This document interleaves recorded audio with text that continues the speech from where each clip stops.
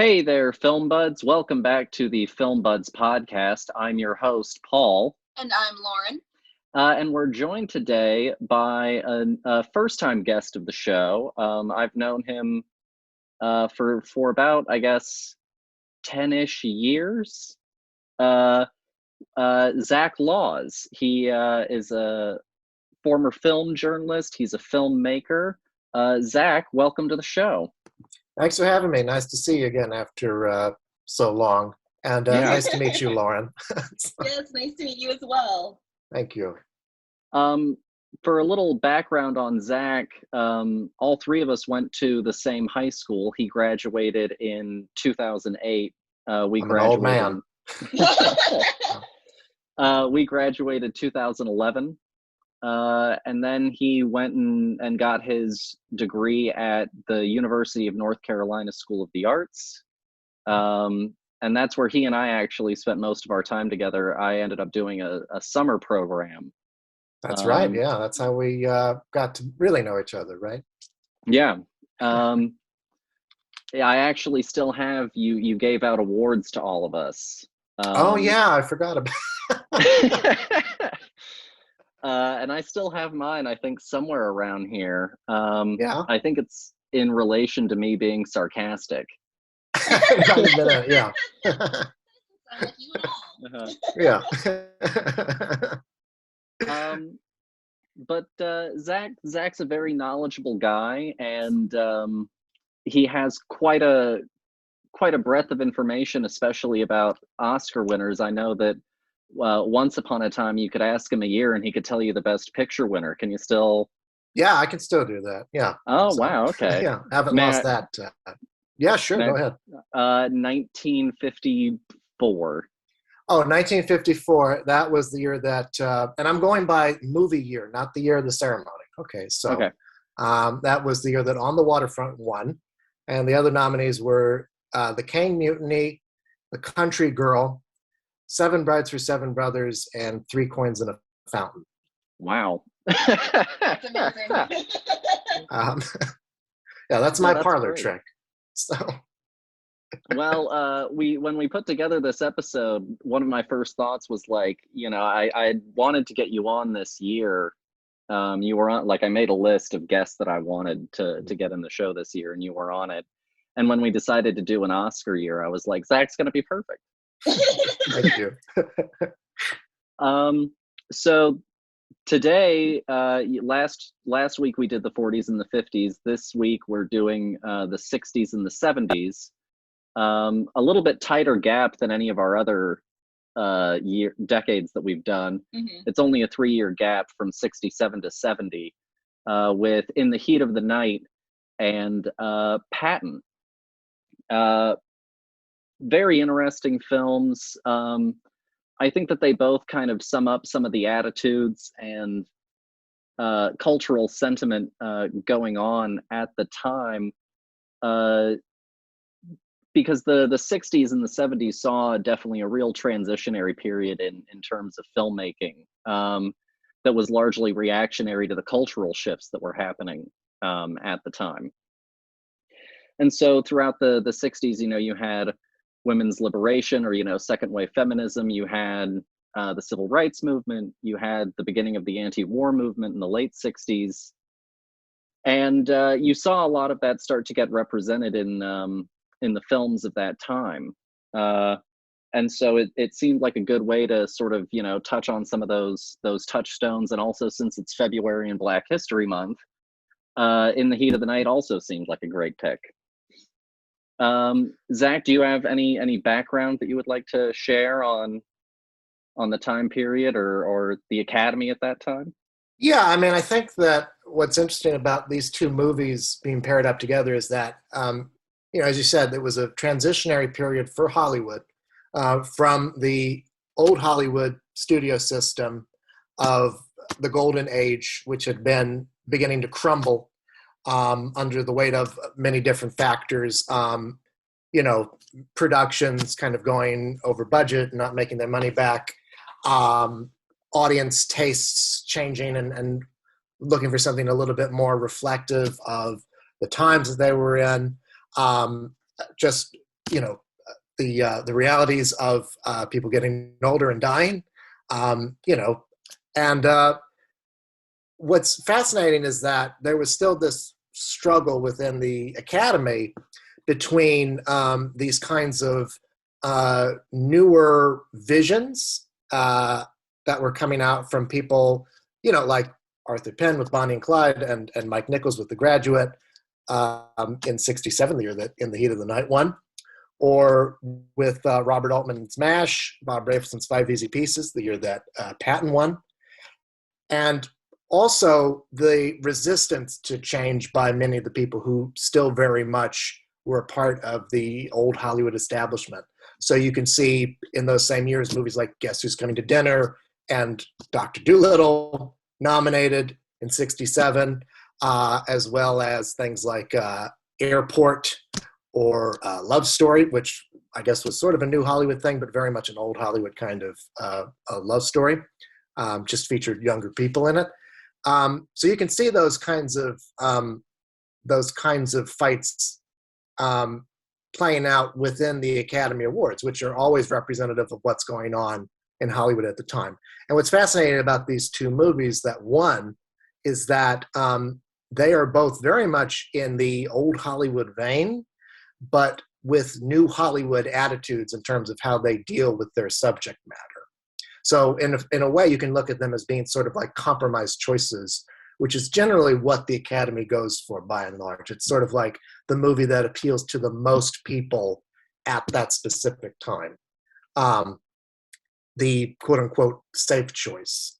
And so I think that that's what's really interesting, is that you can kind of see on a micro level the struggles of old and new Hollywood playing out in both these Oscar years, and then also the movies that ended up winning Best Picture. No, yeah, that's wonderfully well put. Thank you. That was a great little breakdown. Oh. If the Academy typically goes with a safe choice, just out of curiosity, what do you think this year's Best Picture winner will be? I mean, if it's the safe choice, I would say it would be Belfast, but I think that it, all signs are sort of pointing towards Power of the Dog winning, just because of how much supported. The important thing to remember about the Oscars these years is that they've gone back to a preferential ballot when they expanded their Best Picture lineup. Back in the day of these films, throughout the entirety of their history of having 5 Best Picture nominees, they just did a straight number 1 vote, right? Prior to that, when they had more than 5, or more than 10 at some years Best Picture nominees, in the 30s throughout the early 40s, they did the preferential ballot, which basically means in order to win with number 1 votes, you have to get 50% plus 1 of number 1 votes. If no film gets that, then it goes into a second round of voting where they start going, it's a little convoluted to explain, but I'll try the best I can. Whatever film got the least amount of number 1 votes is eliminated, and then the number 2 film on that ballot gets a number 1 vote. And so they keep doing that until one film gets enough number 1 votes to win.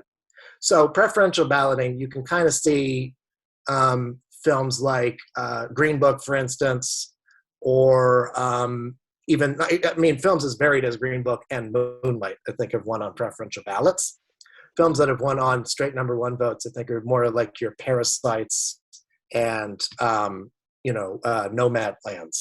right? Sort of the odder Best Picture choices, you could say. I think that like Power of the Dog probably has the most support throughout the Academy membership, just based on the number of nominations that it got, and that could very easily win on a straight number 1 ballot. But if I'm picking like what could win most likely on a preferential ballot, that would be Belfast. Interesting. Very, very interesting. No, that was all wonderful. I guess we can go ahead and jump into our discussion. I mean, that was very well put, and I honestly am not sure who's going to win. I know that a lot of people that I follow on Twitter are petrified of a Don't Look Up win. Well, I mean, that could be one of those preferential ballot things. I mean, Yeah, again, it depends on like what movie. You have to think about it this way, all right? If something on a preferential ballot's going to win, it has to be a movie that isn't just a number one, it's a number two and a number three. And something like Don't Look Up is incredibly divisive. So that could be a number one or a number 10, right? Depending on how these things are ranked. So, I mean, I wouldn't be too worried about something like that. Or things like, for instance, Drive My Car, which is a wonderful movie, but, a lot of people probably aren't going to watch because of its runtime and, it's in a foreign language. So they might say, I don't, I'm just not ranking it on my ballot, which is a shame because, your job as an Academy member is to watch movies, Yeah.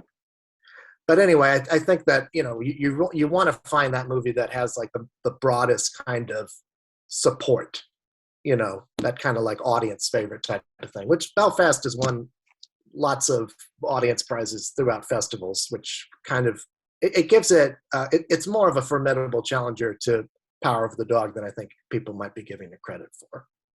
Interesting.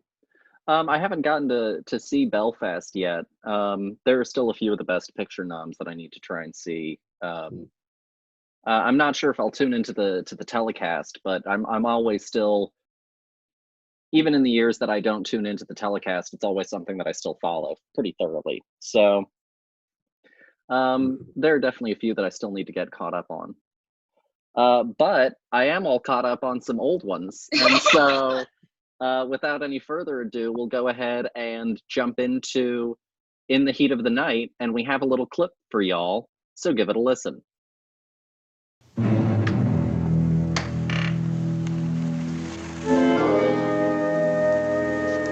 your feet, boy.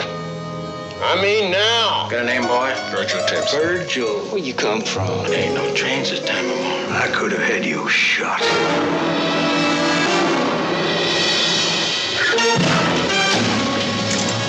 Skulls caved in. Could have been a hitchhiker.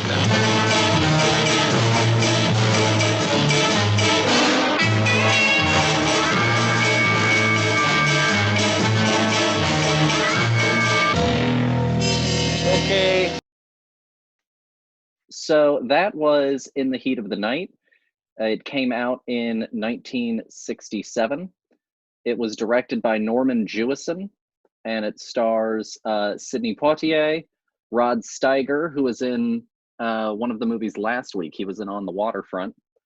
Warren Oates, Lee Grant, Larry Gates, James Patterson, and I had to throw him out even though he's a minor character also, the one, the only Herschel, Scott Wilson. And so the premise is a Black Philadelphia police detective is mistakenly suspected of a local murder while passing through a racially hostile Mississippi town, and after being cleared is reluctantly asked by the police chief to investigate the case. Zach, since you're our guest, why don't you start us off? Yeah, I mean, I've seen this movie several times, and I think that it might not have the same kind of electrical charge that it had when it first came out and was so revolutionary in the way that it presented race relations in America at that time. But I think that it still functions as a terrific mystery thriller. And it is, when you look at the ways that other films of that time dealt with race, it does hold up a lot better, I think, in terms of how it goes about dealing with those issues. And that's in large part to the way that it handles the Sidney Poitier character. And, to put it in the context of the time, at that moment, Poitier was the only black actor, the only black male actor to have won an Academy Award. Hattie McDaniel had won for Gone with the Wind prior to that. And he was the most prominent black actor in Hollywood. He was largely playing roles that were sort of sexually neutered, kind of docile, very much a kind of like helpful, sweet-natured, non-threatening individual that made him very palatable to white audiences at the time of the civil rights movement. And in this movie, I was paying a lot of attention to his performance this go round. And I think what this film does that films like, say, Guess Who's Coming to Dinner from the same year failed to achieve is find what's going on underneath his constantly having to present himself a certain way in front of people. There's this simmering rage underneath a lot of his scenes that you can just see that's about to come out. And it comes out most famously in that scene where he slaps a white man, which, even still, I think is really powerful to watch. Because it was the first time he'd seen anything like that in a movie, and he was not immediately reprimanded, killed, what have you. And I think that the way that the film deals with those aspects could go very wrong. And in a lot of ways, they go wrong today. We see in recent movies the way that they deal with subjects of race. And a lot of the times it can be from the perspective of the white character. This movie could have very easily been about like how Rod Steiger's character learns not to be a racist, which, that element is there, but it's not the point of the movie. The point of the movie is Poitier asserting himself as Virgil Tibbs, coming into this town, solving this crime, in spite of all of these obstacles and preconceptions that are hurled at him constantly because of the color of his skin.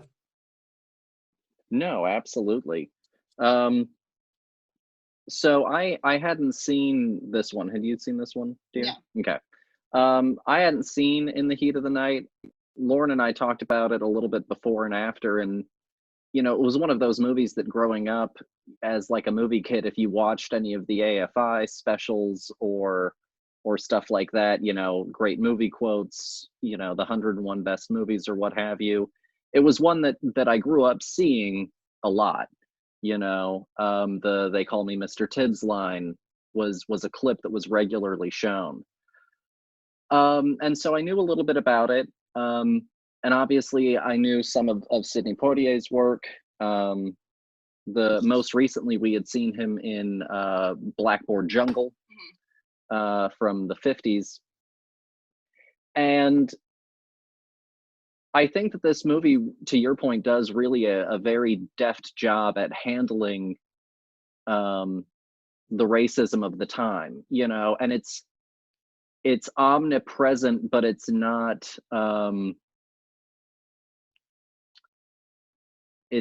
sort of cranked to 11 to try and hammer home the point. It's living in that sort of, he just sees a black guy at a train station and just picks him up, and it's very earnest and very straightforward. And I think that if you have, like a history and knowledge of the time, it does still have a lot of that impact. I think Rod Steiger does a great job, having seen him, from a film 13 years before where he was kind of like a minor character. Seeing his performance here, I thought that he did a tremendous job. And I think you're right. I think that Sidney Poitier's character does have this, Mr. Tibbs has this underlying anger, and you constantly see it, this kind of fighting back and this kind of tenseness, this clenching that is so regularly painted on his face. You can just see it so clearly. And I was doing a little bit of research before the episode, and he was insistent upon slapping Endicott back. He got the script, and he was talking with the director and the producer in his apartment, and he was like, no part of me, as whether, it's a policeman or not, no part of me, thinks that I would just sit there and take it. And I'm insistent on it not just being put into the script, but being put into the final film. And I think that he was pretty spot on. And I think that, you know, because he was speaking with authority on the subject, you know, I think that they were willing and open to including his ideas on how to improve some of the racial dynamics of the movie. And I think that's one of the things that works best in it. Dear, what did you think? I loved this movie. The performances are fantastic across the board. Everybody's very naturalized. It feels like, you know, it feels like a real place instead of a caricature of what, you know, this could look like in a dramatic version of the South. No, this feels like an everyday place. These feel like real people, which is always very important. And I agree. I think that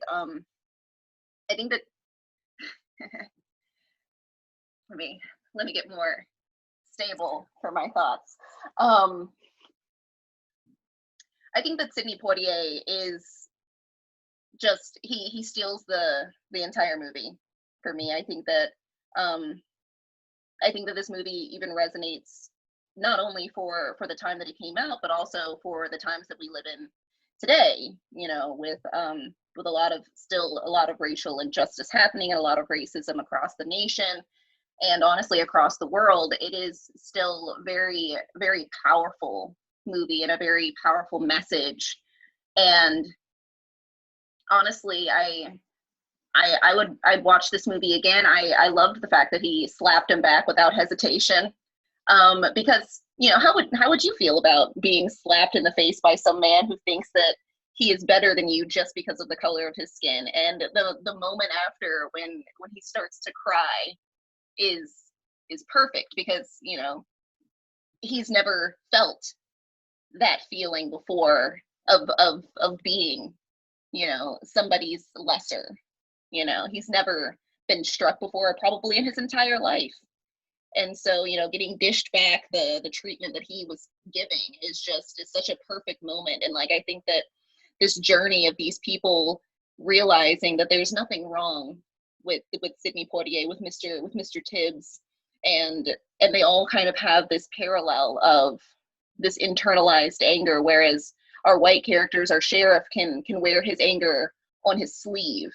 Sidney had to, you know, dampen himself down and correct himself on a regular basis because of his place in society. And I think that that's a really interesting dynamic to watch these two men who are very similar, but on different sides of the argument, of the issue. I really enjoyed this movie a lot. I thought that it was very, very powerful. It is very striking to see a movie like this and compare it to some of the other movies that Poitier was starring in at the time, where, you know, things like A Patch of Blue, for instance, which I don't know if you guys have seen A Patch of Blue or not, but it's basically Poitier plays this man who begins a very chaste relationship with a young white woman who is blind, so she can't see that he's black, and the whole point of the movie is like, oh, you know, we are all the same if only we can like not see each other, right? He is constantly having these kinds of racial bigotries hurled at him in a movie like that, and his response is always having to remain dignified and take the high road and things like that, and never fight back. And so that was his screen persona for a long time, was always just like, you know, one of the good ones, right, as they would say at the time. Someone who can remain dignified and noble in the face of racial injustice. And what you see in this movie is the response to that so many people wanted to have, which was to fight back, right? And it is hard to, you know, seeing that scene today, you know, it's hard to really put into words what kind of impact that had for movie audiences at that time, because like you said, it was not in the original script because they never thought it would be possible to do. This movie was actually, you know, to further contextualize the time it was made, and they did not shoot it in the South, even though it takes place in Mississippi. They shot it in Illinois because Poitier said, if I go down below the Mason-Dixon line, there's a chance I could be killed, you know? And actually, there's a certain scene when they're outside, you can like see the cold breath coming out of their mouths. It was like wintertime when they shot this movie. It's supposed to be set during the summer in Mississippi. some of the sweat was probably chills from how cold it was. But yeah, I mean, this was at a time when movies with Sidney Poitier were not played in the South because the theaters would not book them. So this, I think that for some people to watch this movie today, that it might be hard to understand the impact that it had when it came out. But this really did help broaden the image that and the kinds of roles that Black actors could play in movies, which then paves the way for blaxploitation films like Sweet Sweetback, or Pam Grier movies. Shaft is another one.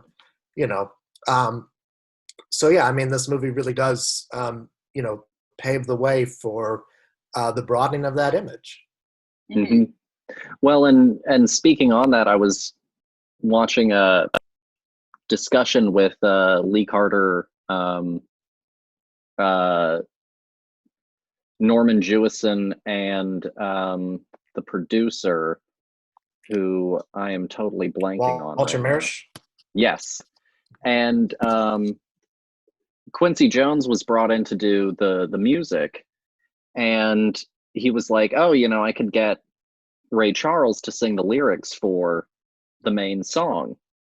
And they contacted Ray Charles, and he was like, I want to see the movie. I want to know what the movie's like, because he didn't want to lend his vocals to something that he thought was going to be, just another movie or something that was not going to sort of represent Black people in a way that he found worthwhile. And the thing that ended up selling him was the slap.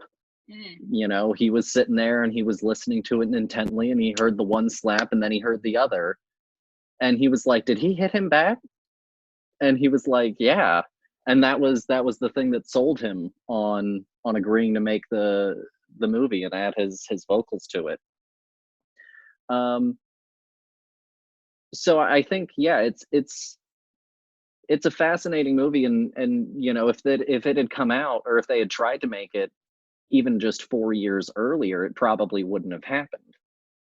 Yeah, and it would have looked a lot different. I think there's one aspect of this movie that really should be talked about is its cinematography by Haskell Wexler, who's one of those people, along with Gordon Willis and Vilmos Zsigmond and Laszlo Kovacs, those guys who really helped shape the look of 70s cinema, this kind of gritty, more naturalistic style.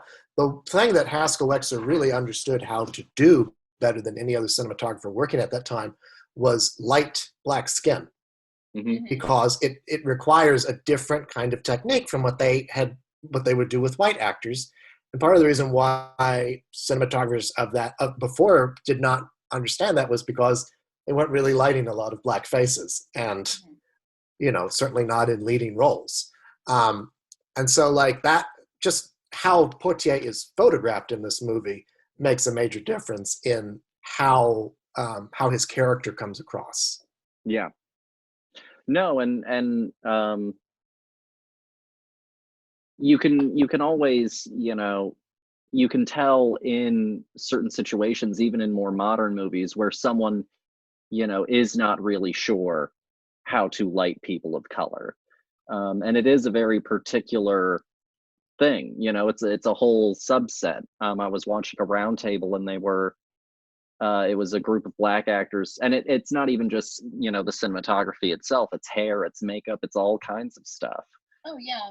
Knowledge base is completely minimized because of the abundance of white focused stories, and just not a lot of Black actors being able to be stars and leads in movies. And so yeah, you're absolutely right. This movie is also it's a groundbreaking movie on several levels, technically, narratively. It definitely, is a film that I think is rather deserving of the Best Picture moniker. Since it is a little bit of a mystery thriller, and it's worth talking about any aspect that we can, how effective did you find the mystery element of it? Well, I mean, what I always find interesting, and I don't know how deep I want to go into spoiling this 50-year-old movie, is that it sets up that it's going to be this kind of grand conspiracy almost, but it turns out that it's a very simple answer to this question. I mean, this movie is not like Chinatown, where the murder has larger implications for the city and also for the lives of the people in it. This is really, it's kind of one of those things where crime is just a random occurrence. Yeah. And I think that what I find really effective in the movie is watching Poitier put these pieces together, just by like little things that the other officers don't catch. And part of it is because like they're not used to dealing with things like this, right? I think the movie does a really good job of walking you through the paces of this mystery and keeping you guessing what it's going to be about until the end. And I appreciate the fact that it is just kind of like a small scale solution to this. It's a very human solution to it. Because oftentimes you can get kind of trapped up with, convoluted kinds of conspiracies and things like that. And so, I mean, I appreciate that aspect of it.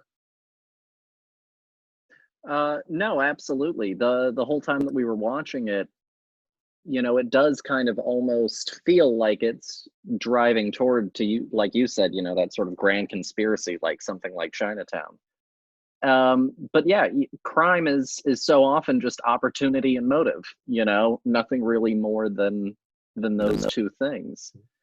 And so the reveal, of it at the end, and the simplicity of it is honestly kind of also a rare thing, I feel like, in a lot of the movies of the genre, especially when you get into like more modern mystery thrillers. It feels like very often it's some sort of big conspiratorial thing. And so yeah, I think that the fact that it does just kind of, it's a small town crime, sort of as simple as that.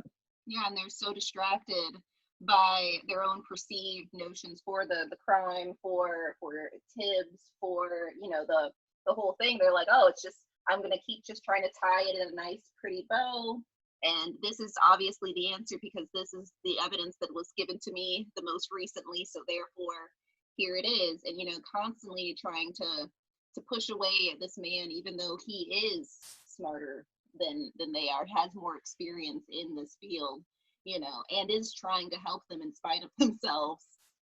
I think that it's just really, I loved the ride the entire time of really trying to go down this rabbit hole of figuring out who was the actual killer and why, and the fact that it was just something so easy, because the movie constantly is going in this direction of it being something bigger, or just trying to brush it under the rug and make it easy, so that way we can go back on to life as we know it.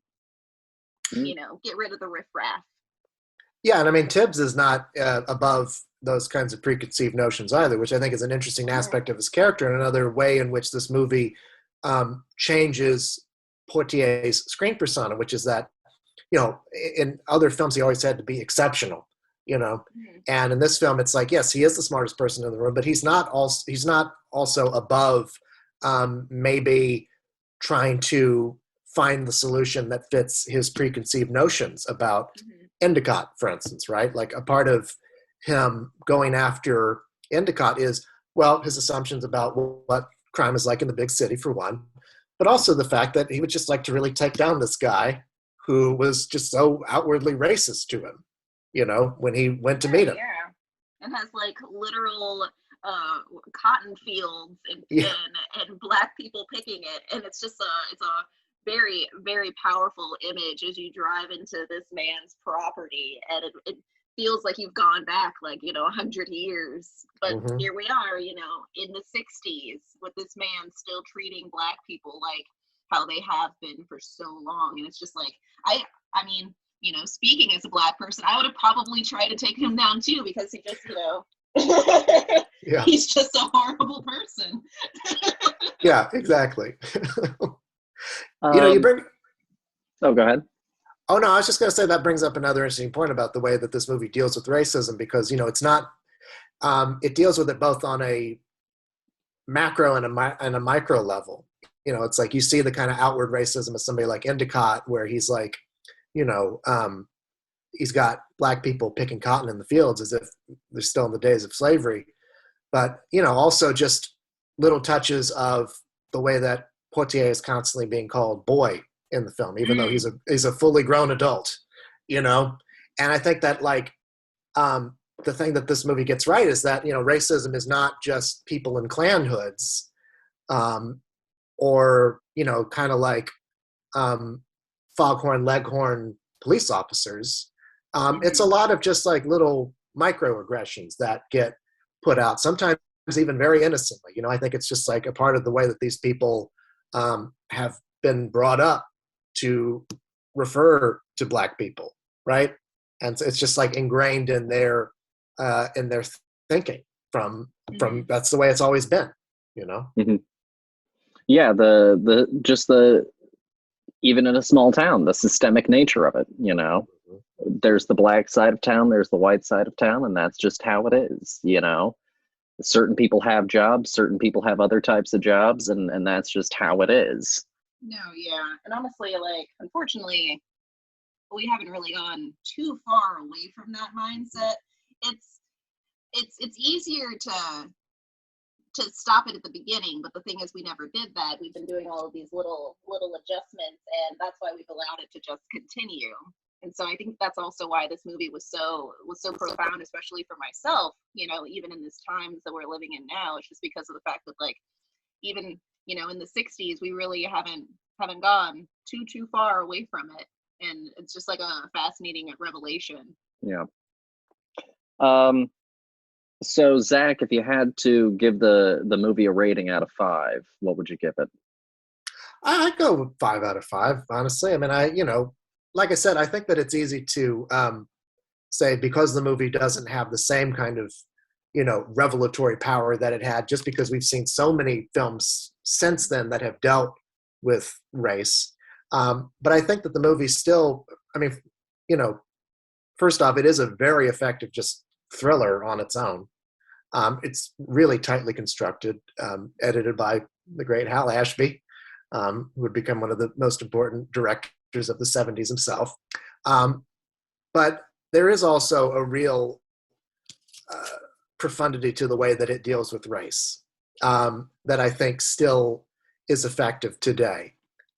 Because it's not about, like, you know, the way that it deals with the Rod Steiger character too, I think is really important, because you never see him have this grand realization of, oh man, I'm a bigot, and Poitier actually is a good guy, and I should, you know, I should change my ways. There's just these little things that change with him from moment to moment. And that scene at the end where they shake hands, you know, they play it out in a wide shot as opposed to like doing close-ups on them or having music swell up.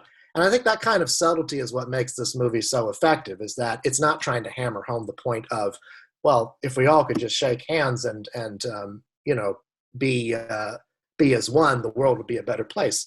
It's like, no, these are little changes that are happening, and it's on a person-by-person basis. And you're not going to solve racism in one town just with, you know, one murder mystery. It takes a lot of these changes that are going to have to take place. So I think the movie is still very effective, and I would give it a high rating. No, yeah, absolutely. Dear, what about you? Oh, 5 out of 5. You know, on every level, I think that it's, you know, the script is great. I think that it's acted phenomenally. I think that it looks so good to watch it. I think just on every level, this movie is just is truly, you know, a work of art in its own right. And is completely deserving of Best Picture. I think that Sidney Poitier is a phenomenal actor, and I think that he takes this character to beyond what was written on the page, and really brings it to life. And I think that all of the characters are just real, and I think that that's something so rare, especially in like movies that we see today. I feel like everything is just kind of like this is the type, so therefore that's as far as we need to go. Everybody has their good things, everybody has their flaws. No, absolutely. I'll go 5 out of 5 as well. It's tightly constructed. It's thematically rich. I think it has rewatchability. It's a very visually striking film. And yeah, I think that it's worthy of all the praise, and I definitely now understand, very much why growing up I did constantly see it referenced and brought up. And I think that it's really effective, even today. As a last little fun fact, I love a good fun fact. Lee Grant, who plays Mrs. Colbert, the wife of the dead man, had only started acting again about 3 or 4 years before this, because she had been a blacklisted actor going back to last week through HUAC. Her husband had been named and she refused to give testimony, and then her name came up in the publication The Red Channels, which I talked about last week as well. And her refusal to testify and her appearance in the Red Channels led to her being blacklisted. And she hadn't really had a lot of work in quite some time. And they came to her, and she knew that they were friends and that they were kind of giving her a little bit of a bone because she was getting back into the world of acting. But she had actually been nominated for one of her first acting performances, and then like a year or so later she was blacklisted and was out of the game for 12 years. Wow. Well, honestly, looking at this performance, you would have never known that she was just like not working. Yeah. for over a decade. Yeah, she was. She actually did eventually win an Oscar a few years later for Shampoo, that was directed by this film's editor, Hal Ashby. So full circle. Yeah.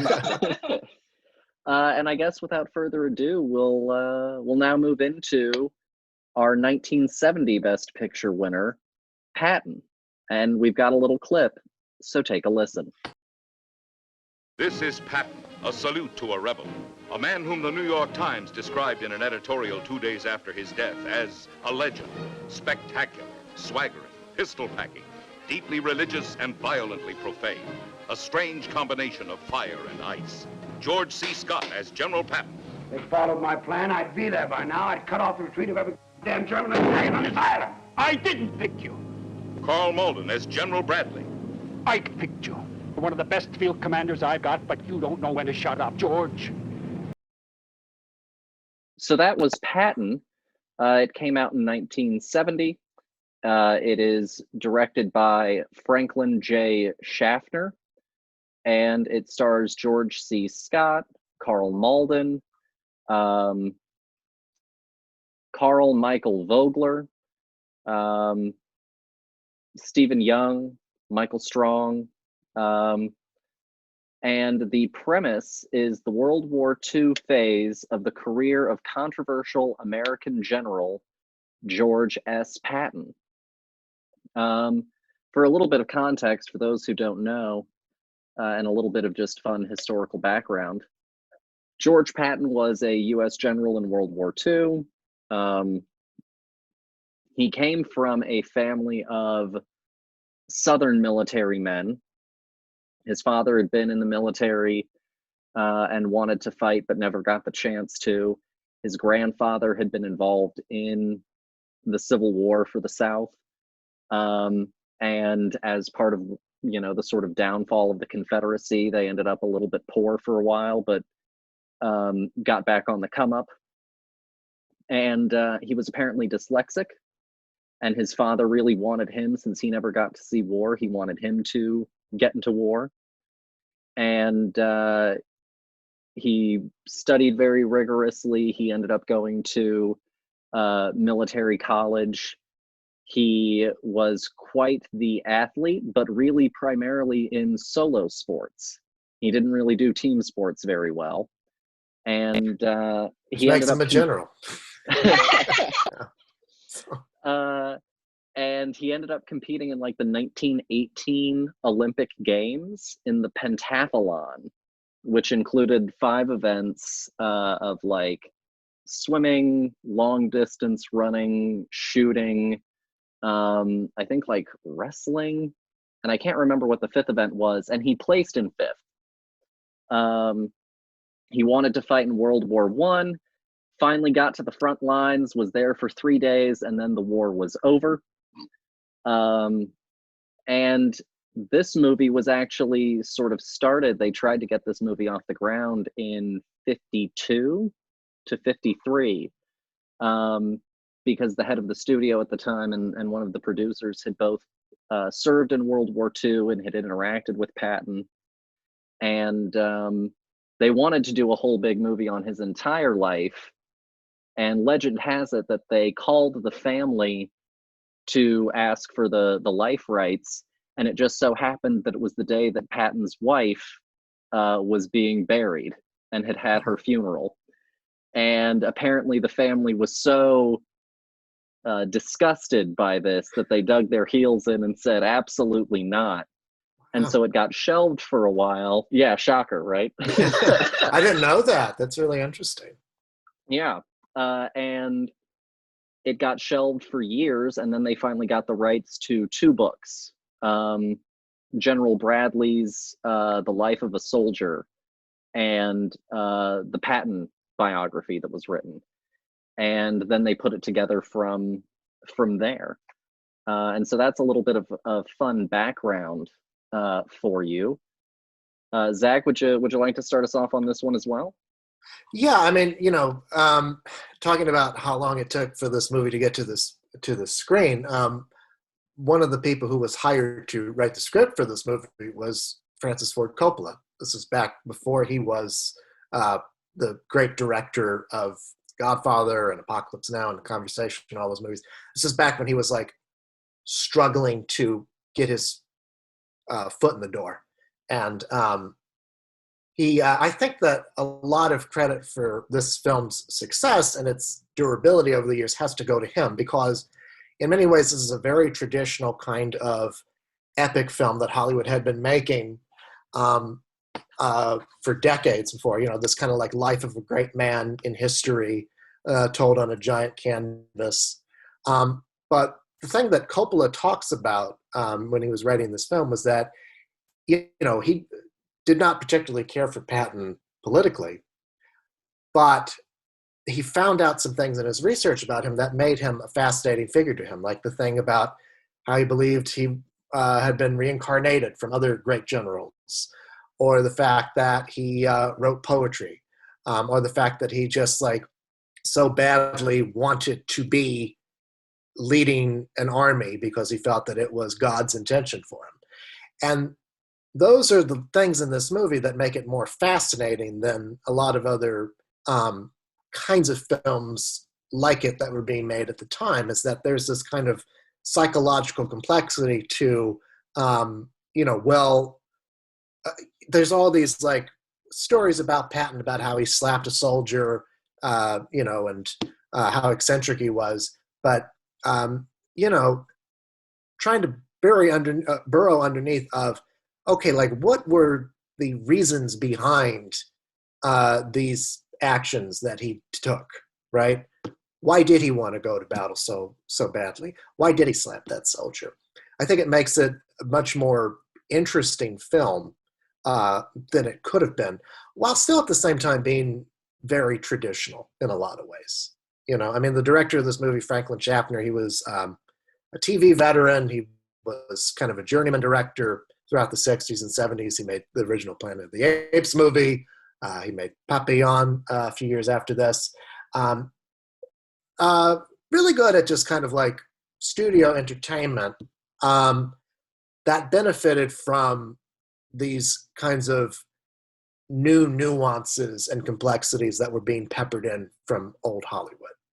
So in a lot of ways, this is a very traditional movie, but it's also very much of a product of the 70s. No, absolutely. It's funny that you mentioned Planet of the Apes. That's actually the movie that made them decide to hire him. Oh yeah. Dear, what did you think of this? You had not seen Patton before. No, I'd never even heard of Patton before before watching this movie. I'm a big history buff. I leave that to my father, who obsesses over the wars and could tell you all of the facts. So I never heard of this man before, and watching this movie, I found him fascinating. Honestly, I think that the portrayal of him is unlike anything else that I've really ever seen. He is unlike any other person that could possibly have a movie made about them. Honestly, truly a unique individual, and I really enjoyed watching this journey of his story through the war. But that opening scene is truly just absolutely iconic. I love the whole visual of it, you know, the huge American flag behind him, you know, feeling like you are one of the enlisted, and he is giving you this speech, and you're going to go off and you're going to kill some Nazis, and that's what's going to happen. And truly a passionate individual. I wouldn't necessarily have wanted to work with him, but I think that honestly, to each their own. I also don't want to go to war, so you know, we have to have people like him who desperately want to go to war to fight all these things that we need fought. But no, I think that this movie was absolutely just epic. I don't know what we would have done if it was his entire life story. I think that movie might have been like 5-6 hours long. We've already got almost 3 for just the war itself.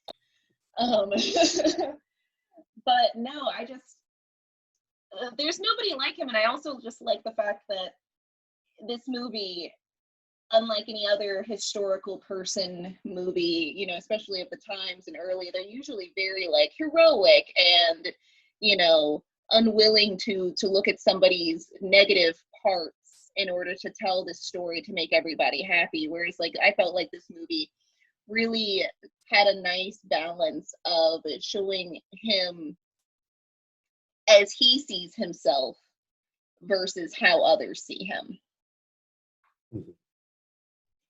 No, absolutely. So I watched like a documentary on Patton while doing some work today, and I think one of the reasons that it also does work so well is that they're pulling directly from him. Mm-hmm. So much of what his character says, what George C. Scott says throughout the movie, are direct quotes of his, you know, just peppered throughout, and having so much material to draw from. I think that Coppola was really able to, you know, get to the core of who this guy was, piece through this kind of weird portrait, you know, of his poetry and his speeches, and the, you know, fantastical stories around him, and patch together this very, very complex portrait.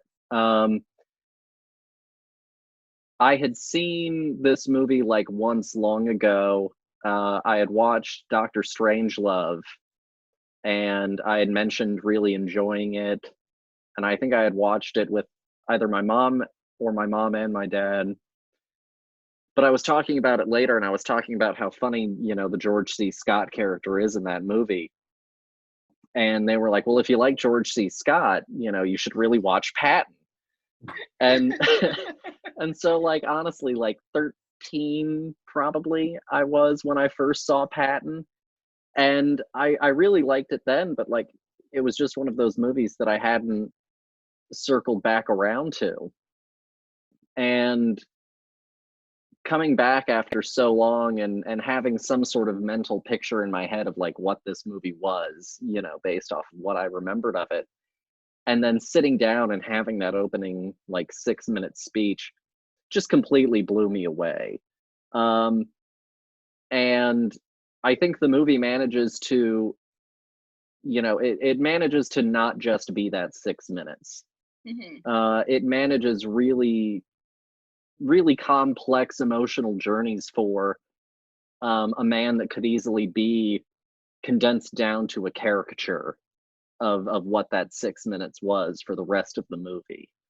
But his character has peaks and valleys that make him very complex. And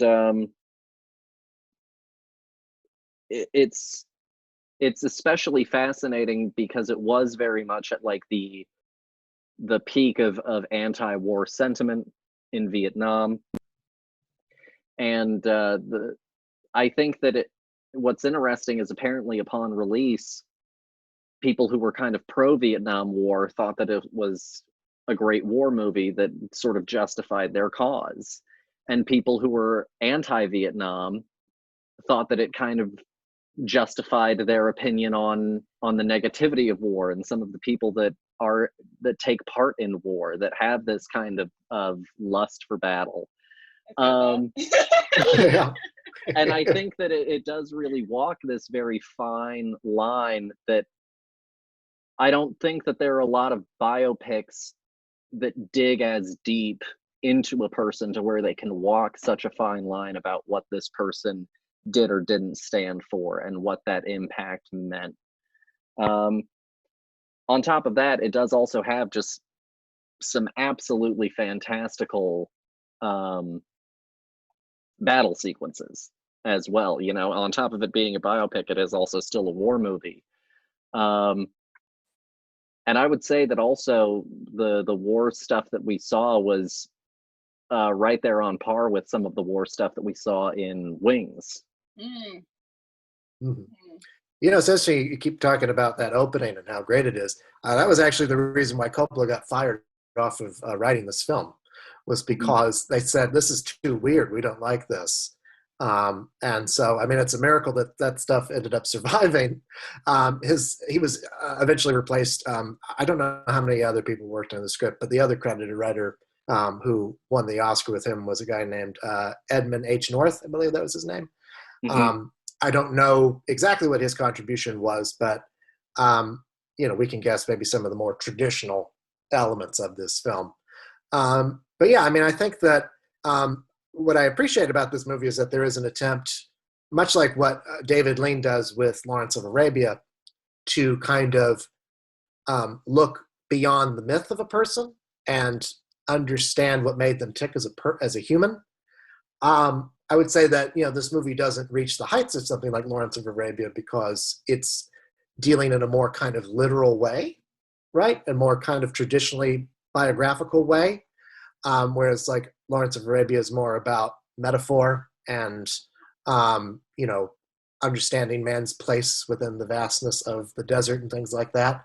But this movie did, you know, set the template for what a lot of like really good biopics would be, which is to not necessarily focus on a person's entire life, but to focus on an aspect of their life that best encompasses who they were, right, in history. And so by focusing this on his World War II days, you're able to get a sense of what made this guy tick, right? His need to be a great man of history, right? His need to be in combat and to lead an army. And also the ways in which his own disproportionate sense of self often stood in the way of him achieving those goals, right? No, absolutely. The movie definitely, to your point, does a good job of making him his own worst enemy regularly, routinely. And there are definitely a few liberties taken, but you are right. It is a very literal, very direct um, telling of his time in the war. One of the little side characters that I found the most interesting was the German aide that was doing all of the research on Patton. I found that character sort of very interesting, and on a certain level, he doesn't function as an audience character, but he kind of has this outsider perspective that a lot of audience members, I think especially now, have, where you're trying to figure out who this guy is, what he stands for, who he was before this. And so I think that character is a really, really interesting addition. It could have just been, Rommel and the other Nazis talking about what they were going to do. But by including this kind of research figure who goes in and explains some of the intricacies of Patton as a person that we were never going to learn, on the Patton side of the story, I think does a really good job of deepening audience understanding of the man. When he stares at his headshot before burning it, yeah. Slowly into the fire. It was a perfect moment. Longingly was like, oh, but maybe if I just could keep this one, I'm gonna commit this to memory. Yeah, I mean, those scenes are interesting just because like so often in war movies, the enemy is seen as this kind of like homogenous, faceless kind of evil, right? And by having so many scenes set within like the Nazi headquarters, the Nazi army headquarters, it kind of like, I don't want to say humanizes Nazis necessarily, but it gives you a sense of like what Patton was up against, right? Mm-hmm. The ways in which they were, because like when this movie starts, the American army is getting its ass kicked, right? And Patton's like being brought in to, clean everything up, right? And, I think understanding like what they were up against in terms of the Nazi army's strategy and the amount of research that they were putting into their opponents and the amount of work that they were doing and planning these attacks, right? So it's very hard to kind of like make an audience feel like, are they going to make it out of this, right? But by having those scenes in the movie, it does a good job of contextualizing the fight that the kind of the strength of the opponent that they were up against. And that's another thing that kind of separates it from raw World War II epics of that time, where very often it's about like, American exceptionalism, and there's just no beating the American spirit, and we're going to kick their ass no matter what. It's like, no, the German army was formidable. And, that's why World War II was as, as bloody as it was. Yeah. And it also creates a great mirror, off of them doing all of this sort of reconnaissance and research on him. And then you get that great moment where you see that he's reading Rommel's book on tank strategy, Mm-hmm. And so it creates this great mirror dynamic of him and his adversary, how they're both the same and different. Mm-hmm.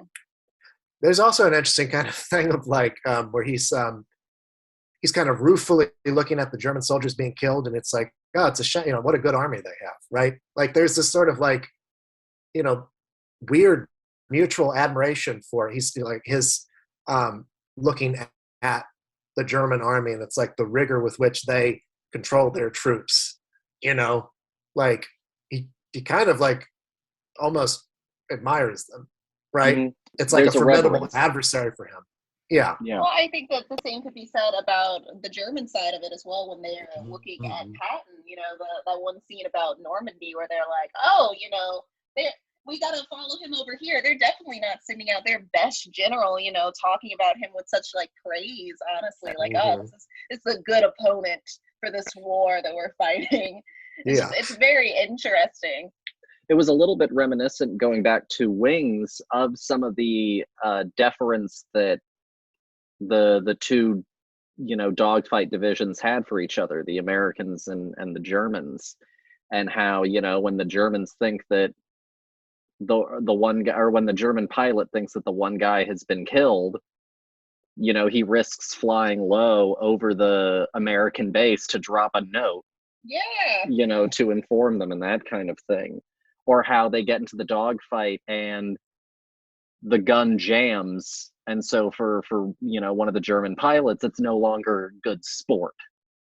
And so they agree to kind of, just sort of dissipate and go their own way. But I think that that's also sometimes, in the context of war, this kind of weird understanding of the difficulty that foot soldiers face, when across from each other. No, I found this movie very interesting as a war movie in regards, honestly, to the balance, I would say, of the American side and the German side, because so often, not even just in war movies, but also in like fictitious versions of like World War II events, we are always fighting the evil of the Nazis, and they're like cartoonishly evil. Their portrayal in Indiana Jones is just hysterically like, mustache twirling bad guys. Yeah, and so it's it's very interesting to I guess, not to your point to say like humanize, but like to understand, that these are people, and they're not just like weird, fictitious versions of villains in our minds. These are people who get up every day and go to work and have jobs, and this is their job. Yeah. It's a little bit of kind of like the Ed Kemper interviews in Mindhunter. Ed Kemper is still a monster. No one can ever say Ed Kemper is not a monster. But if you can go in and you can explain some of the monster, as a figure, and sort of demythify and demystify the whole thing, you get a clearer picture of what it was and who it was. I think that this is a really great movie, and also it saved Coppola's bacon on The Godfather. Yes, so I mean, thank goodness for that. He won, both of those Oscars for those. So. Go ahead. I want to just point out, this is sort of like a historical thing about the context of which this movie came out. You can sort of see the internal battle between old and new Hollywood playing out at the studio this movie was produced at, 20th Century Fox, because it was one of 3 war films that they were producing at the same time. The other one was Tora Tora Tora, which was this kind of epic look at Pearl Harbor from both the American and the Japanese perspective. It was filmed on this large scale. It had 3 directors, excuse me. Akira Kurosawa was originally directing the Japanese segments. He was fired and replaced by 2 other filmmakers. Richard Fleischer handled the American segments. And, it's very much a kind of traditional war epic, right? Very kind of like hagiographic and patriotic, and huge, right? Kind of old Hollywood movies that were starting to go out of fashion at that time.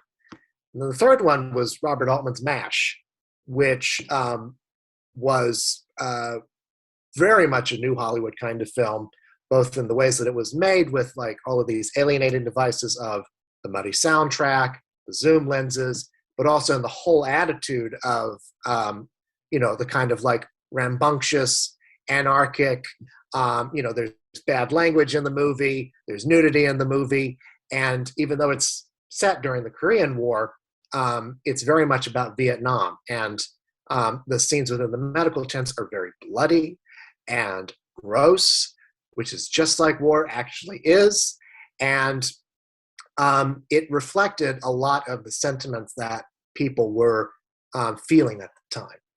And so again, it's like you have Patton, which kind of straddles the line between being a very traditional kind of epic war film and at the same time having this psychological complexity that was becoming more and more prevalent with new Hollywood filmmakers. No, absolutely. And you can even, I think, kind of see it in, you know, going back to the fact that there was a revision on the script. I think that you can kind of almost see it when you're looking at what I assume Coppola wrote, which is probably a lot of the exteriors where Patton waxes, you know, poetically amongst this ruin, you know, versus when I think it's more than likely our second writer who's doing this kind of by the book stuff, and it's in the set, and it's a very straightforward scene. And so it's sort of, I think, the clash of the ideologies, like you said, even playing out in the movie itself, of what the new writer brought versus what Coppola brought to it. Yeah. Okay. No, I think that's well said. And I think, you know, again, like this movie, I think does a really good job overall of focusing on this man's internal struggle with himself, you know, and that I think helps it overcome some of the more like traditional Hollywood war epic type things that, you know, would kind of date it. Yeah. Whenever he's on screen, it's magnetic. It's absolutely magnetic. If you had to rate it out of 5, what would you give it? I'd probably go about a 4 out of 5 on this one. I mean, it's a movie that I've watched a lot, but it's not something that I've returned to many times. But every time I return to it, like if I have to record a podcast episode on it, I am impressed by a lot of it. You know, I think that there's the way that Franklin Schaffner directs this movie is also commendable in a lot of ways, because you know there are those very traditional kind of scenes in rooms where they're talking over battle, and you know it kind of feels like any other war movie. But he is like trying some new things, like with handheld cameras, and you know the way that he shoots the opening scene of the movie, or the way that he looks at the ruins of war, which I think are very forward looking in terms of what we would see in even more realistic and even more metaphorical kind of war films that would come after it. So I think it's a really spectacular movie, even in spite of some of the ways that it might have aged. No, for sure. Dear, how about you? I think I'm gonna go 4.5. I really enjoyed this movie. There were times, honestly, that I forgot that this movie was made in the 70s. It felt very, you know, very clean, very crisp. And then there were moments where I was like, oh, there it is, right here. This whole scene. This feels very much like an episode of Star Trek or something, you know, them in their war room and very clearly on a set, a lot of makeup, and you know, I was like, oh, these are rough moments right here. But honestly, overall, I thought this movie was very interesting to watch, very informative, and I really enjoyed getting to see a different side of World War II than the praised, I guess, the flag waving. Yeah, very outwardly patriotic versions of World War II. I really enjoyed just seeing a man as honestly as we could get him, and his effect on everyone around him. Just a true character, honestly. Well, now I didn't realize I could do a half star, so I might bump it up a little bit just for that. I don't want it to sound like I didn't like the movie as much as you guys did, you know. So, well, it's funny. I was honestly going to go 4. You know, it definitely does have some of those little dating markers and some of those slowdowns. But honestly, I think a 4 to 4.5 is wherever you would like to fall on it. I think it's honestly very fair. It's impactful, and I think that it's impressive that it still manages to be impactful. I think that our lead is just phenomenal. I know that his name is also George, but I can't think of his last name at the George moment. C. Scott. Yes, I think that he's absolutely just amazing. Who, you know, just speaking of the Oscars, not only refused his nomination, but refused his win when he did not like the Oscars at all. He thought that it was just a meat market, and he thought that it was wrong to pit actors against other actors. And he was nominated 3 times throughout his career and refused every single nomination, 4 times, excuse me, throughout his career, and refused every single nomination. And when he won for this prize, he did not show up. The film's producer accepted on his behalf and then gave the statuette back to the Academy the next day per his wishes. So, fascinating. I saw a little vintage interview segment with him, and he, as preparation, said that he read, if I'm not mistaken, 14 books. wow. And said that he watched several thousand feet of footage regularly. I mean, the work shows, honestly. And there were several people who were brought onto the film as consultants who had served alongside Patton. They brought in Bradley. He was still alive at the time.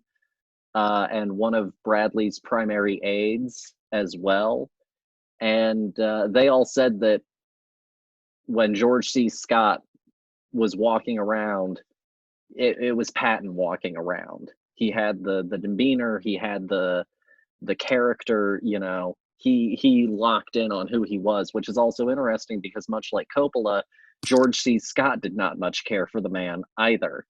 You know, I was going to talk about that earlier, and the thought escaped me because, you know, conversation led in other directions. But I think that it is a test as a writer, as an actor, to really talk about something that you or perform as something that you completely just don't agree with. Yeah. And honestly, I think that that's how we got such an honest portrayal of who he was, because we weren't looking at his life through the rose-colored glasses of somebody else's like love for him. If anything, you had to find your way into why you liked them. Exactly, and I think that that's a more interesting journey. Yeah, absolutely. And I think that that's kind of that's a great gift of filmmaking, right? To kind of have you empathize and understand somebody who you don't think that you would normally like. You know what I mean? Mm-hmm. Like, because even if he's not somebody that like I agree with politically or agree with his methods, I'm fascinated by him, and I want to understand what it was that made him behave in that way and what drove him to do these kinds of things. So yeah, I mean, I think that's like, you don't have to always like the people that you're seeing or making movies about, but it is important to understand them and, you know, to try and understand them. Mm-hmm. No, absolutely. Because also it's all still a part of the human condition, you know, and of our own history. And you can find yourself mirrored, even if it's just a part of yourself, in someone that you don't like. And it's always worth exploring, you know, all of those little pockets and figuring out who we are, who you are. Again, like you said, whether it's someone that you like or someone that you don't like. I mean, honestly, I think that the best villains are ones that you love to hate, you know, the ones that you understand completely where they're coming from, but like, you know, they went that step too far. Yeah. Right. As a last little fun fact on the movie, and then we'll do our final few topics that I wanted to sort of talk about. The movie was shot in Spain. Oh. They needed locations that could fill in for multiple places. And so the place that they ended up deciding was Spain. And then on top of that, the Spanish army still had a whole plethora of US military gear that they had gotten during the war or sometime shortly thereafter. And so like a lot of the tanks and the trucks and the planes and stuff like that were stuff that the Spanish government had at the time and were willing to loan to the production. And actually the 2 German planes that you see prominently in the film were also in their possession. Either they had crashed or they had bought them or what have you. But it was all like World War II equipment that the Spanish government had and lent to the film. Well, isn't that convenient? Yeah. So the last few bits that I wanted to talk about, the first thing was I had mentioned it very briefly, and I won't go too deep into the history of it. Was for your consideration campaigns and campaigning for Oscars, because there is a political nature to this whole thing, and there's a game played to it. Zach, do you want to? You were in the thick of it for a little while. Would you like to? I sort of still am, I guess. It's Yeah. yeah. I mean, I think it's become more so in the last few decades. Sort of the influence of Harvey Weinstein, unfortunately, that kind of set the tone for making Oscar campaigning almost more important than the actual films itself, and that is just like back in the olden days, it was a lot of the extent to which there was talk about the Oscars. It was like newspapers would put out their predictions and gossip rags, like Hollywood Reporter, Variety would say, these are the movies that are sort of in the conversation, right? But there wasn't really this kind of like barrage of FYC stuff all the time. There were screenings and there were parties, and sometimes producers and studio heads would work certain branches of the Academy to get their movies nominations, and that's how you end up with films like Dr. Dolittle getting nominated for Best Picture, even though everyone knew that movie was not very good. They just they worked the craft branches of the Academy, where a lot of the kind of old-fashioned old Hollywood figures were still very much prevalent. But yeah, I mean, it's a whole thing. It's a little different now because of COVID. But certainly, I mean, I remember last year when everything was shut down, the complaint that I heard from a lot of anonymous Oscar voters were, we hate this. We really want things to go back to normal, meaning we want to be back to getting wined and dined at every event we can possibly go to. So, I'm sure. yeah. So for a little historical context, back in 1930, Mary Pickford, this was the first time that anyone had kind of campaigned in any kind of serious way, invited over several people and essentially, gave this very, very lengthy discussion about why she should be nominated for Best Actress that year. And it ended up working. She did get nominated, and I believe that she won in 30. But the actual first time that anyone really started a full-on campaign, there were other instances where people like put out an advertisement. Louis B. Mayer went and took out an advertisement for a film that at the top lot of the advertisement apparently had a picture of Leo, the MGM lion, and it said, Leo, you give so much, it's time to receive. But then the first time that anyone really ran like a particularly serious big campaign was in 1945, where Joan Crawford hired a press agent to go and come up with like an entire strategy. So campaigning has been a part of it for a long time, but like Zach said, it really got ramped up, especially under Harvey Weinstein. There's a piece that you can go and read. It's a really fascinating read. I think it would make for an incredible movie, honestly, where he waged a war of absolute attrition, campaigning to get Shakespeare in Love not just nominated, but to beat Saving Private Ryan at the Oscars. And he had a whole bunch of old Hollywood guards who were retirees in Florida on the payroll to call up other people and old connections and things like that. And it's a really fascinating read if you haven't read it. And he gave them like a script and was like, tell them that the beach scene is the best part, but that it's just a war movie after that. And like he went all out in trying to bring that movie down, and he ended up winning. Well, I mean, joke's on you, Harvey, because like, I've never seen Shakespeare in Love, but I've seen Saving Private Ryan. Well, I mean, it is a pretty good movie. You should check it out, I would say. Yeah. Probably shouldn't have. I think that not to give credit to this monster, but I think that the thing that he did understand, that a lot of people now understand because of the burgeoning independent film movement that was happening in the 80s, like the Oscars were the best way to get a lot of these movies noticed by people, And the reason why there is such an emphasis put on campaigning for Oscars in this day and age is because there is, to win an Oscar and to get nominated for an Oscar can mean a financial boom for your film. That's why a lot of these movies will get released at the end of the year, because if they're still in theaters when the Oscar nominations come out, and more importantly, when the Oscar wins happen, people are more incentivized to go see them.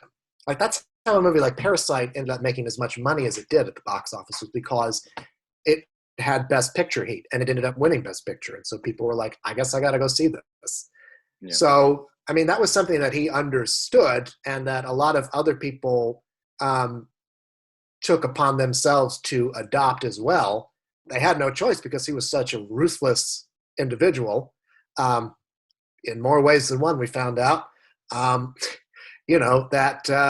it was easy for your film to get lost in the sort of Miramax machine. And a lot of the people who worked on the Shakespeare in Love campaign are still doing it to this day. They're still like some of the top Oscar consultants who are working right now for a reason, because they like know how to pull off those unlikely victories. Yeah, they know how to pull off an upset. Yeah. It's like politics, honestly. Yeah, it is exactly like politics, except for movies, Yeah. Yep. Beyond that, there was the announcement this week, keeping everything sort of Oscar themed. They're doing a 3-host structure this year. And they announced that the 3 hosts are Regina Hall, Wanda Sykes, and Amy Schumer. Apparently everyone is going to get an hour block kind of to be the host. I don't know if they'll all open the show together, or if it's just going to be, one of them opening the show and then like a handoff.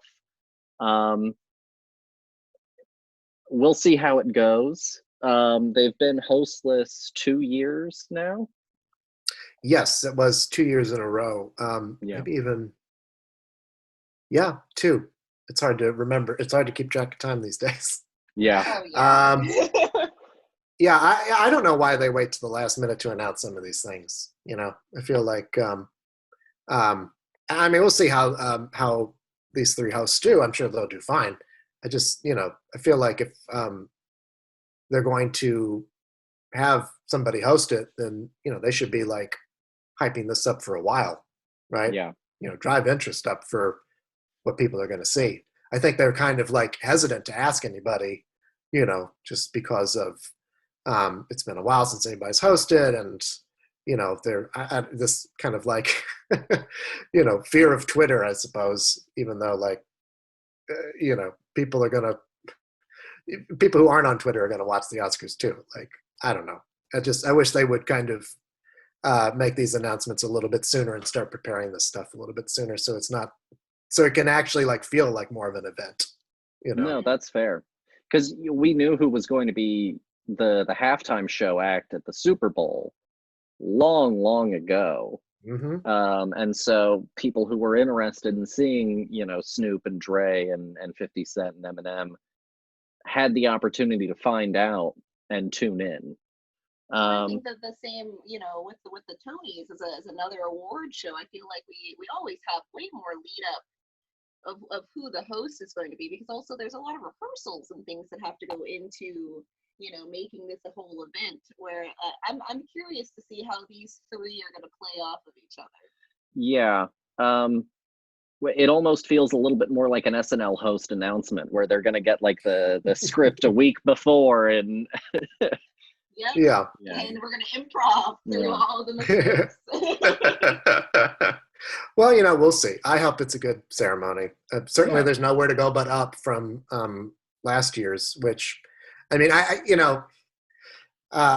understand there were some dire straits in that regard, so I don't want to give them too much grief about putting on a show under those circumstances. But nowhere to go but up, I suppose.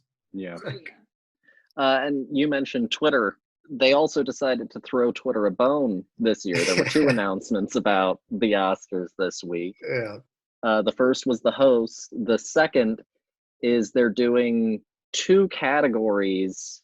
I'm not sure if they're going to get a statuette of any kind or just recognition. Yeah. But they're doing a Twitter poll for the sort of the people's movie, best picture kind of thing, and the best movie moment from the year. So like a singular scene or something like that. All I'm hearing is that they wanted to try and find a way to give No Way Home some recognition at the show. Well, I mean, I hope it works out for them because, Twitter is filled with spam bots who can clog it up. I don't know. I feel like that's really silly. This whole thing about I feel like there's this sort of internal struggle because they're trying to recapture some of the ratings that they had back in the 90s when Titanic won. But, the ways that people watch television and consume media have changed so drastically that that's never going to happen. And also Titanic was like a once in a lifetime phenomenon, there's no recapturing that. And I think that, the thing about the Oscars has always been, not only are they a reflection of the time in which they are taking place, but there's always movies that are not going to get recognition for one reason or another, and the movies that do get nominated, it has to do with many different factors, just like what people liked at the time, which movie had the best campaign, all these different kinds of things. And so I think to say that the problem with the Oscars is that they're not listening to what audiences want enough. First of all, it's just not true, because if you look at the kinds of movies that have been winning Oscars and nominated for Oscars, there's a lot of things like, Joker or Black Panther or Bohemian Rhapsody or A Star Is Born. These are movies that made a ton of money, right? Avatar. There is no anti-audience, anti-box office bias at the Academy. It's just, they didn't nominate. I think that they didn't nominate Spider-Man for Best Picture because that movie doesn't mean anything to people who don't have an emotional connection to the other two films in that series. And so if Academy members haven't seen those other two films, they're going to go into this one and not get the emotional stakes of what it's doing, right? And so it's asking a lot of people to pick that as their favorite movie of the year if they don't feel any kind of investment in it, And it doesn't mean that the movie's not good or it's not enjoyable. It just means that it didn't speak to the Academy at this time. And that's just the way it goes. I mean, I was upset that movies like Pig and Red Rocket weren't nominated for any Oscars this year, but that's just the way it goes. So I say let them do it, and we'll see what happens. No, absolutely. Well, we always like to include a little segment where we talk about what we're watching. So Zach, beyond the stuff that you watched for the show, what have you been watching? Oh my God. I mean, I watch 10 movies a week, so it's very, I don't know. I rewatched RoboCop last night, which is great. So it's one of my favorite, another movie that did not get nominated for Best Picture, even though it probably should have. Yeah, I mean, I've been watching a lot of Paul Verhoeven movies lately. I like to focus on directors that I really like and go through their filmographies. Something that I like to kind of see how people's careers develop. You know, that's my thing. How about you guys? Well, we have watched. We went and we did the Beatles rooftop concert IMAX presentation, Nice. which was really great. You know, you don't get the depth of like the full Get Back documentary, but getting to see it on such a huge screen with that sound was an incredible experience to see for a band that you literally, there's no way for you to see them perform anymore. And so that was pretty spectacular, especially as, you know, a Beatles fan. But I think even as like a more sort of secondary Beatles enjoyer, I think that yeah. I think that it has a lot of value, you know, as just a big event. No, honestly, especially compared to, you know, going to concerts today, you know, it's such a whole to do where you're like, these guys are like wearing some crappy shoes, like whatever they wanted to put on for that day. They were like, oh, two of them are in Converse, like actual Converse. And so it's really like interesting to see, you know, the Beatles go and do a concert event where they're just kind of slumming it almost, you know, just kind of like wearing whatever. Just Ringo looks miserable as shit in the cold on the dog. Like what, January or something in England? January 30, I think. Yeah. On a rooftop, yeah. Yeah. They are miserable. But it's just a really just amazing experience, honestly, like to hear them as close to live as you possibly could. Yeah, I really like concert documentaries like that are more about like the joy of performance than about acrobatics and pyrotechnics, which a lot of concerts have become. So yeah. And then so this was kind of our Valentine's Day thing. So we did the Beatles rooftop concert too.